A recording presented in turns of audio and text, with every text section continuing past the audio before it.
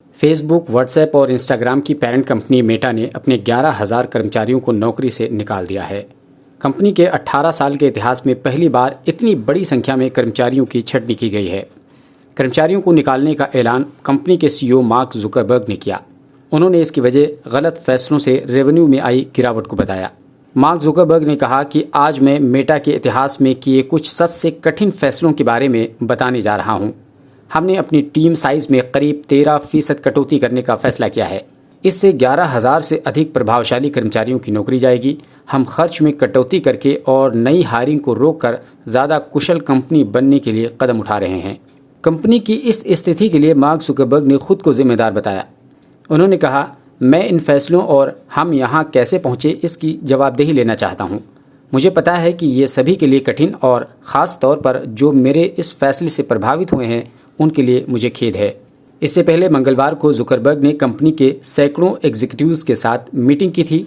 Wall street journal की एक report के मुताबिक जुकरबर्ग इस मीटिंग में निराश दिखाई दिए थे। उन्होंने बताया था कि छंटनी में ज़्यादा संख्या स्क्रूटिंग और बिजनेस टीम के एम्प्लॉयज़ की होगी। सितंबर सन 2022 के अंत तक मेटा में कुल 87,314 कर्मचारी थे। कंपनी इस हालत में कैसे पहुंची, इसके बारे में मार्क जुकरबर्ग ने कहा कि कोविड की शुरुआत में दुनिया तेज़ी से ऑनलाइन हो गई और ई-कॉमर्स के बढ़ने से रेवेन्यू में इजाफा हुआ। कई लोगों ने प्रेडिक्ट किया कि ये बढ़ोतरी अस्थायी होगी, जो महामारी खत्म होने के बाद भी जारी रहेगी। मैंने भी यही सोचा, इसलिए मैंने अपने इन्वेस्टमेंट में बढ़ोतरी करने का फैसला किया। दुर्भाग्य से ये मेरी अपेक्षा के अनुरूप नहीं रहा। आपको बता दें कि मेटा के शेयर में इस साल 70% से भी अधिक गिरावट देखी गई। हालांकि मेटा के सीईओ मार्क जुकरबर्ग ने निवेशकों से ब्रांड में विश्वास करने के लिए कहा।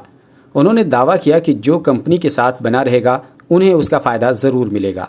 आइए आपको बताते हैं कि मेटावर्स क्या है और फेसबुक ने मेटावर्स नाम क्यों चुना।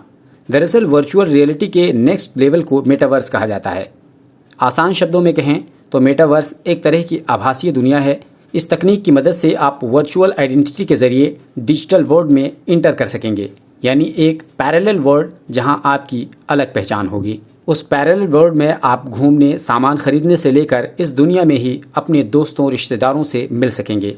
भविष्य में इस टेक्नोलॉजी के एडवांस वर्जन से चीज़ों को छूने और स्मेल करने का एहसास कर पाएंगे।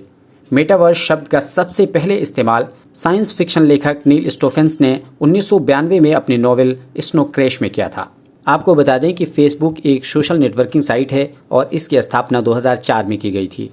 याद रहे कि केवल मेटा ने ही अपने कर्मचारियों की छंटनी नहीं की है, बल्कि हाल ही में ट्विटर ने करीब आधे कर्मचारियों को निकाल बाहर किया है।